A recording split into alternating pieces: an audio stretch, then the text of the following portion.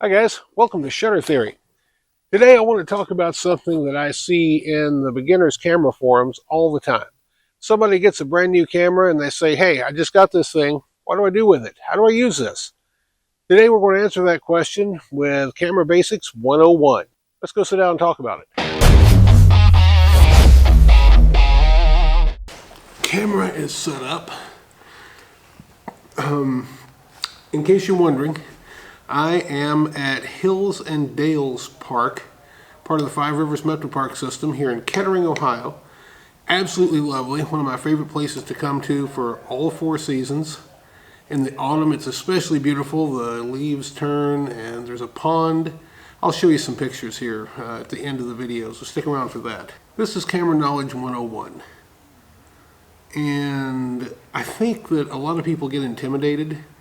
Even if they have had a camera, when they get a new one, they're worried that they're not going to know what to do. So let's talk about how cameras are similar instead of how they're different. I happen to have with me a camera from the 60s. This is a Sears branded Mamiya TLS 1000 MX.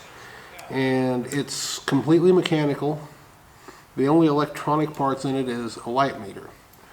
So this camera looks very much like this camera, and they are 40 years apart or so. So this camera from the 60s has a lot of the same controls, even though they're manual. It has focus, it has aperture, it has shutter speed. Now ISO is at this time something that was set by the film you used, so it doesn't have an ISO control. But everything else is the same. Let's talk about mounting lenses.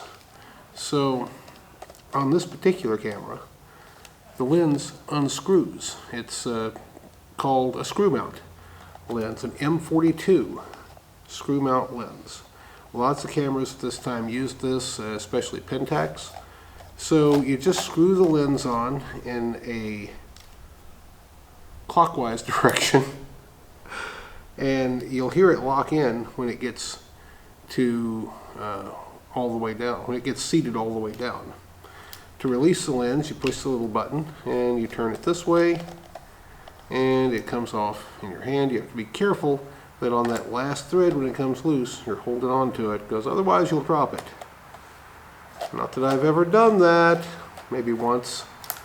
Let's take a look at this camera. Now, this doesn't use a screw mount, it uses what's called a bayonet mount.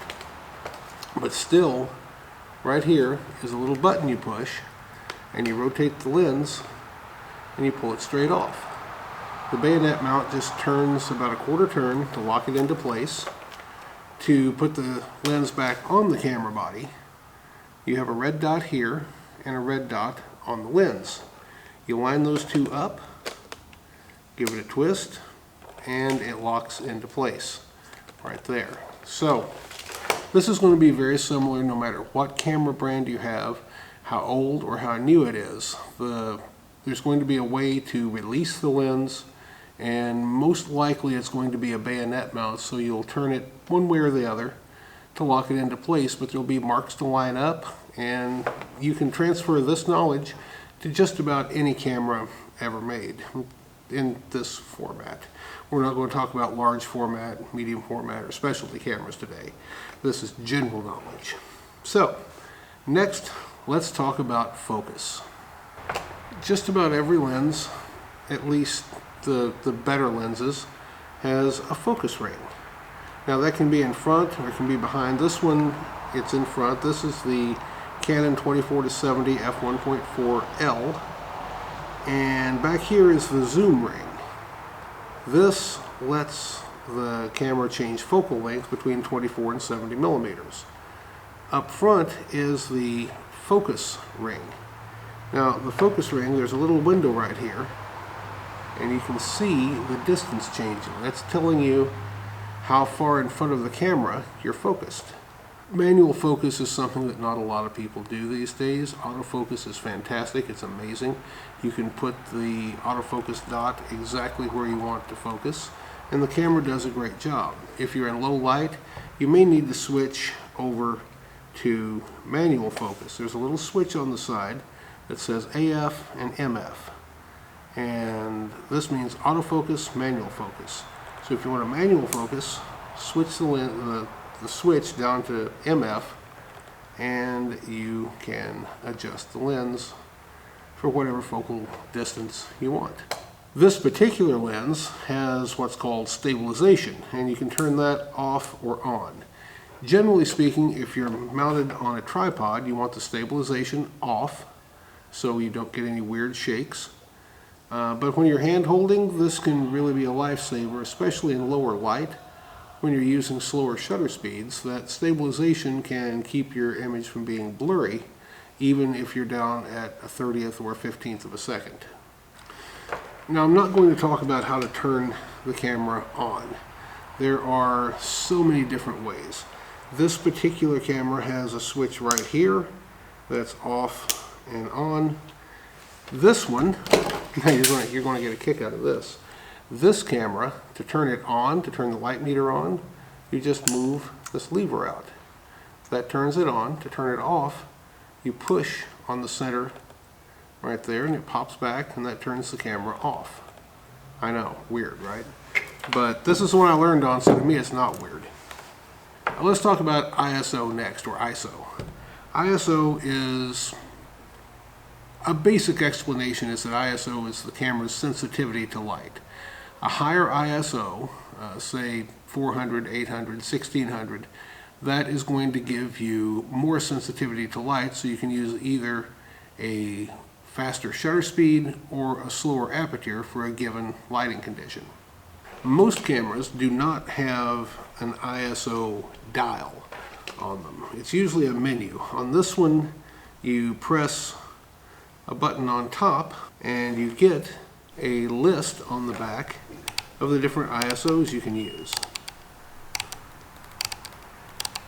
Next, we're going to talk about shutter speed. We're going back to the old camera to start this off with. Right on top here is a dial that is marked from B, which stands for bulb, all the way up to 1000. Now these are fractions of a second. So 1 is 1 second, 2 is a half second, 4 is a quarter second, 1/4. All the way up to 1/1000th of a second. Common numbers like 1/250th, 1/25th, these are fractions of a second. So 125 is 1/125th of a second. Most modern cameras will let you select shutter speed or aperture via different mechanisms. On this camera, in particular, it's set up so that shutter speed is adjusted by the wheel on top next to the shutter button. And to change your aperture, you rotate the wheel on the back. A lot of cameras will use a button that's up and down or plus and minus to change that. Some have a joystick where you can assign a value to it. In your menu, you will find a place on most cameras to assign your buttons to a different function. So find a way that is comfortable for you to change shutter speed and aperture and do it that way. This is how mine's set up, and I still sometimes forget which one does what. So if you have trouble remembering, don't worry about it. You turn one, you realize that's not it, then you just adjust the other one. It's just that simple. So let's talk about aperture.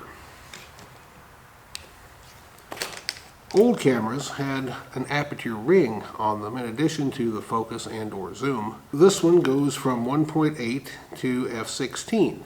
And to change that, you just rotate the aperture ring until the one you want is lined up with the red mark. Modern cameras do this electronically. So to change aperture on this one, like I said, you rotate the rear dial. f22 all the way down to f4 on this particular lens.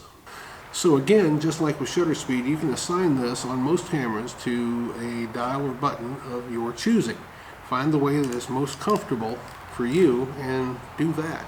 Now there's a lot of things that are going to be different about different cameras that I really can't go into, things like changing batteries. For instance, on this one I have the extended battery grip on it. You flip a button here, the back opens, and you can take your batteries out and put new ones in. If you don't have a battery grip, the battery pack is going to slide in through a door on the bottom or on the side, and I can't answer a question about any cameras except the ones that I'm familiar with on those grounds, but should be very easy to find. Now, a lot of cameras have a place for your card, your memory card, whether it be SD or, in the case of this one, a compact flash card. A lot of smaller cameras have the battery and card slot combined behind one door. I know my Canon M6 Mark II mirrorless camera has a door on the bottom you open to change the battery and to insert or remove the SD card. So that's something you're going to have to explore a little bit, check a manual, look it up online. It's very easy to find information like that. And this is a general knowledge video today, so I can't really go into details like that on particular cameras outside of the ones that I know. So we've talked about shutter speed, aperture, and ISO today. You get an absolutely free copy of my exposure matrix guide. It's my gift to you for being part of the newsletter. And in the newsletter, every week or so, I will be putting out content that helps you learn and grow as a photographer. So head over to shuttertheorystudio.com/newsletter and get signed up today and get your free digital copy of the Exposure Matrix Guide. My next video is going to be a deeper dive into cameras and their operation. We'll talk more about film and get into some different formats like a large format camera and maybe some medium format stuff as well. And remember, don't worry so much about gear. Ansel Adams, arguably one of the best photographers ever, said the single most important component of a camera is the 12 inches behind the lens. So until the next time we get together on Shutter Theory, this is the Hitchhiker saying to you, stay curious, keep learning, and take pictures every day.